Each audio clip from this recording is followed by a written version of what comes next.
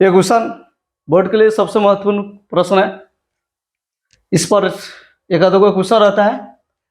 जो प्रश्न इस तरह पूछा जाता है कि सिद्ध करें कि रूट 5 एक अपरिमेय संख्या है, या 5 की जगह पर कोई अपरिमेय संख्या दिया जा सकता है, जैसे रूट 2 हो सकता है या रूट 3 भी हो सकता है, यहाँ तक कि रूट 7 भी रखा जा सकता है। सिर्फ ओनली रूट 5 हो या रूट 2 हो या रूट 3 हो, इसके साथ आगे पीछे कोई संख्या नहीं हो, तो ये प्रश्न को हम इस तरह हल कर सकते हैं। चलिए इस क्वेश्चन को समझते हैं। सबसे पहले प्रश्न है कि सिद्ध कीजिए कि रूट 5 एक अपरिमेय संख्या है। इसके लिए मानना पड़ता है, माना कि रूट 5 एक परिमेय संख्या है। अपरिमेय दिया रहेगा, परिमेय संख्या मानना पड़ेगा। जो रूट 5 बराबर लिखेंगे P बटा Q।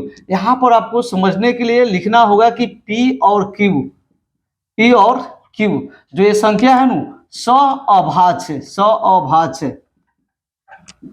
संख्या है, सअभाज्य संख्या है, तथा Q नॉट इक्वल टू 0।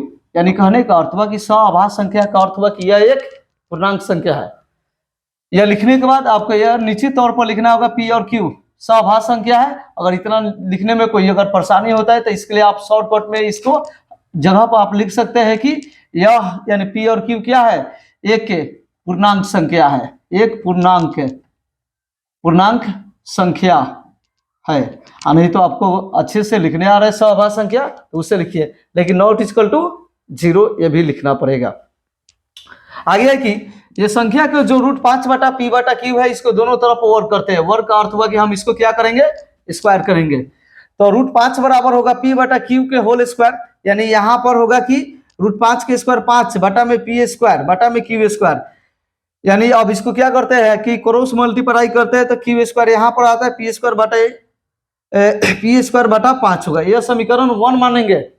उसके बाद क्या होगा कि P स्क्वायर जो है ना ये संख्या, ये 5 से विभाजित होगा। 5 से विभाजित करते हुआ कि यहाँ पर 5 है तो 5 से भागा लगेगा। अगर इसमें अगर Q यानी संख्या 3 रहता है तो 3 से, लेकिन यहाँ पर 5 है तो 5 से विभाजित होगा। तो मान लीजिए कि P भी अगर सिर्फ P रहता है तो भी संख्या किससे विभाजित होगा, 5 से विभाजित होगा। अब यहाँ पर आपको मानना होगा कि P के मान यानी 5m मानिए या 5t मानिए, यानी PQ को छोड़कर कोई भी अल्फाबेट यहाँ पर आप मान सकते हैं। अब इस P के मान को समीकरण 1 में रखना होगा, यहाँ पर पुट करना है, इसको रखना होगा। जो यहाँ पर लिखे है कि P के मान को हम कहाँ रखते हैं, तो समीकरण 1 में रखते हैं। तो समीकरण 1 में रखते हैं, जो यह हमारा क्या है, समीकरण है। जो समीकरण है यहाँ पर P के मान रख रहे 5m, ठीक है ना। तो यह हो गया 25 बाटा में m के स्क्वायर बाटा में यह 5 से। अब यहाँ पर काटे थे तो 5 हो गया, कटने पर 5 से m के स्क्वायर बचेगा।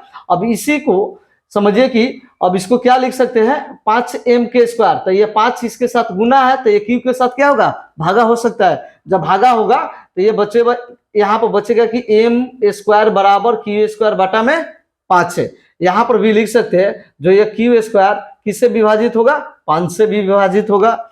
Q भी किससे विभाजित होगा, 5 से विभाजित होगा। तो समीकरण 1 और समीकरण 2 से यह स्पष्ट होता है कि P और Q का मौसा क्या है, एक नहीं है, नॉट इक्वल टू 0 का अर्थ हुआ कि यहाँ पर एक इसका मान नहीं है। अतः हमारी कल्पना गलत होता है कि इससे यह सिद्ध होता है कि रूट 5 क्या है, यह एक अपरिमेय संख्या है। दूसरी बात है कि इतना भाषा लिखना होगा तभी इस नंबर पर 5 नंबर प्राप्त होगा, और नहीं तो इस नंबर पर नहीं होगा। एक बात और समझते हैं कि अगर मान लीजिए कि यह यहाँ पर लिख सकते हैं। दूसरी बात है कि यहाँ पर अगर आप मिसिंग होते हैं तो सबसे पहले देखिए P स्क्वायर है ना, तो आप क्या कीजिए कि यहाँ पर Q बना दीजिए, फिर यहाँ पर Q, दोनों सेम यहाँ पर उतार सकते हैं। अब दूसरी है कि इसके आगे क्या लिखे, तो समीकरण 1 और 2 से स्पष्ट होता है कि P और Q का मौसा एक नॉट इक्वल टू 1, यानी यहाँ पर लिख सकते हैं 1 के बराबर नहीं है।